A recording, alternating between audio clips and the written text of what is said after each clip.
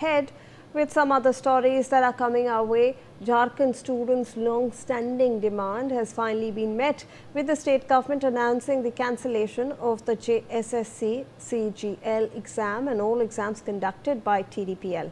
NewsX spoke to some of the students who led the agitation to get their reaction. Let's listen in.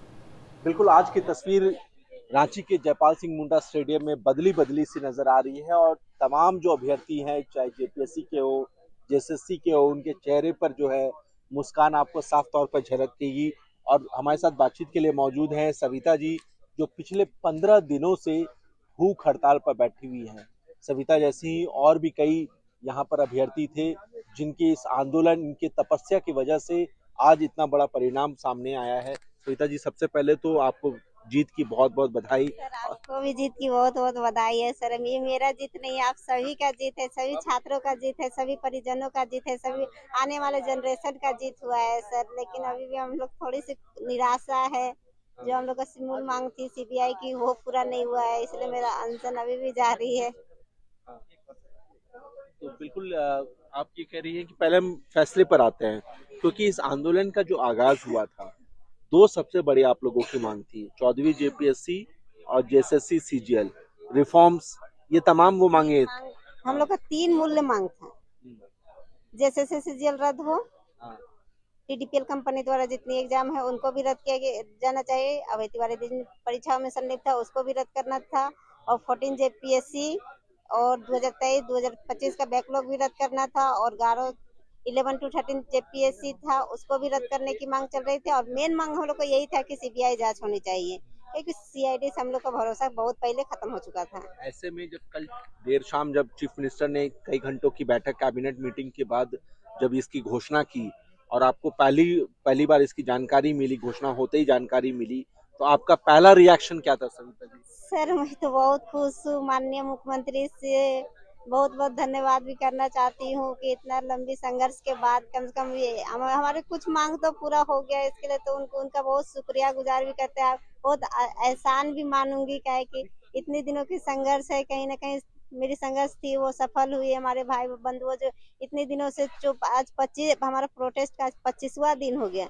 सभी के सभी छात्र 25 दिन से घर से बाहर है, अभी तक घर नहीं जा पाए। मेरा तो भूख हड़ताल अभी 15वां दिन चल रहा है। मैं 15 दिन से, पहले थोड़ा बहुत हम घर आना जाना भी करते थे, लेकिन मैं 15 दिन से भूख हड़ताल हूँ, तब से हम घर तक नहीं जा पाई हूँ। तो हम चाह रहे थे कि ये सरकार हमारी पूरा मांग जो सीबीआई जांच हो वो भी पूरा कर देता, तो मैं आज घर भी चली जाती, मेरा भूख हड़ताल भी खत्म हो जाता।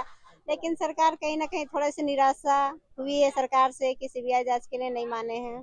अब ये बताइए, क्योंकि हमने देखा देवेंद्र महतो की भी तस्वीरें सामने आई देर रात की कि उन्होंने अपना जो प्रोटेस्ट था, अनशन था, उसको खत्म कर दिया जूस पी करके। आप अभी भी हड़ताल पर बनी हुई है, तो कब तक ये चलेगा ये भूख हड़ताल? जी, देवेंद्र दादा का तो हम भी देखे थे, उनका तबीयत बहुत ज्यादा खराब था, तो उनका तो जाहिर सी बात है कि उनका भूख हड़ताल खत्म होना चाहिए था, क्योंकि उनका स्वास्थ्य भी ज्यादा इफेक्ट हो रहा था। और हमारा और दो साथी जो हॉस्पिटल में थी, हबीबा और राहुल क्रांति भैया को देखे थे, वो भूख हड़ताल तोड़ना नहीं चाह रहे थे, वो सीबीआई बिना वहां से हटना नहीं चाह रहे थे। लेकिन उनको डॉक्टर इरफान अंसारी और दीपिका पांडे जबरदस्ती अनशन तोड़वाने का काम किए हैं। ये गलत बात था। हम लोग का कोर कमेटी था, उनसे एक बार वार्ता तो होती, एक बार बात तो होती, उसके बाद हम लोग अनशन तोड़ते हैं। लेकिन बिना जानकारी दिए उन लोग का अनशन तोड़वाया गया। और रात 1 बजे 1:30 बजे लमसम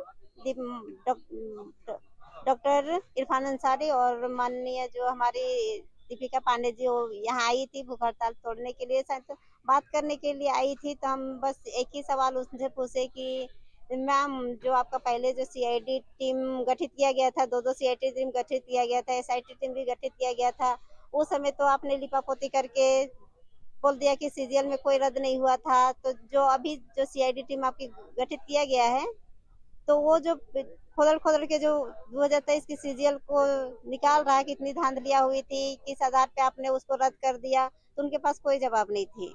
अब ये बताइए कि आपका ये आंदोलन कब तक चलेगा? जब तक सीबीआई जांच की मांग पूरी नहीं हो जाती तब तक मेरा अनशन जारी रहेगा सर। अब बिल्कुल देखिए, सविता कुमारी को आप सुन रहे थे, जो कि लगातार पिछले 15 दिनों से भूख हड़ताल पर है। दो टूक कह रही है कि जेएसएससी सीजीएल जेपीएससी रद्द, टीडीपीएल पे कार्रवाई, परीक्षाओं रद्द करने की घोषणा, इसके अलावा रिफॉर्म्स की बात चीफ मिनिस्टर की, उन तमाम चीज़ों को लेकर के सरकार को धन्यवाद भी दे रही हैं, लेकिन साथ ही साथ कह रही हैं जो दोषी है उनके खिलाफ ठोस कार्रवाई होनी चाहिए और ये कार्रवाई सीबीआई जब तक की एंट्री से ही हो पाएगी, क्योंकि उन्हें ये लग रहा है कि इससे पहले भी सीआईडी की जांचें हुई हैं, लेकिन जांच के नाम पर महज लीपापोती हुई है।